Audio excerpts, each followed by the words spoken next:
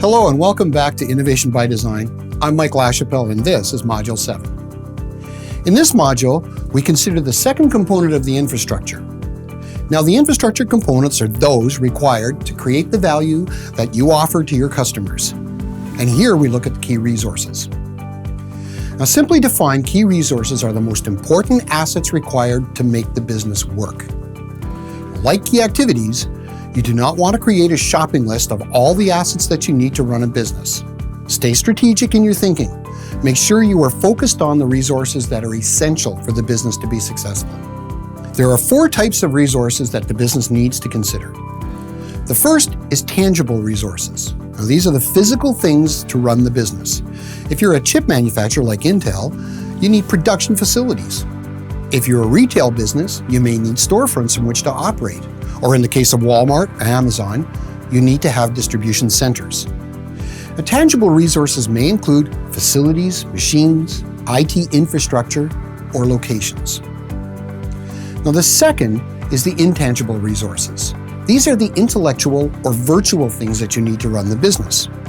If you're a platform business like Facebook or Uber, the data about your customers and their transactions is critical to your business.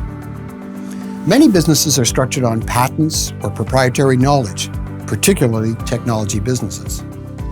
Now, when it comes to brand, think how important that apple with the bite out of it is to that company. The 3 stripes of Adidas or the swoosh of Nike. Intangible resources may include intellectual property, patents and copyrights, data, or brand. The third type is human resources.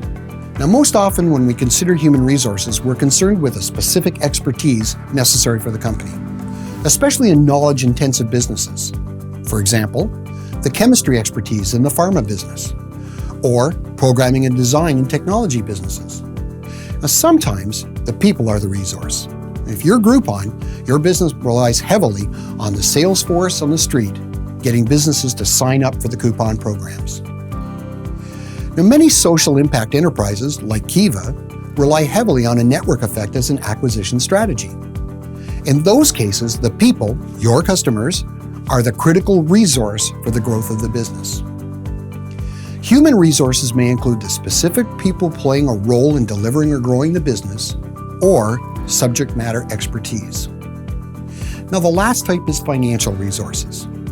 These resources differ from the revenue streams in that they are specific to capital investment used to launch or expand the business.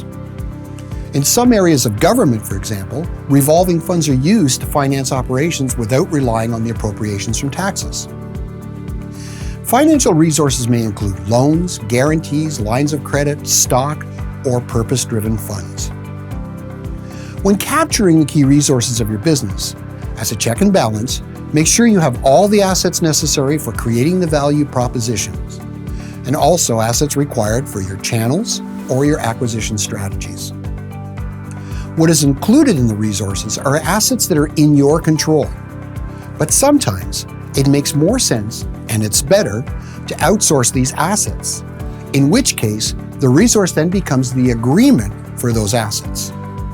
For example, a telecom company whose assets may have to include a network infrastructure may find it much more efficient to lease that infrastructure from another company than to build their own. So to summarize, key resources are the critical assets that your business needs to be successful.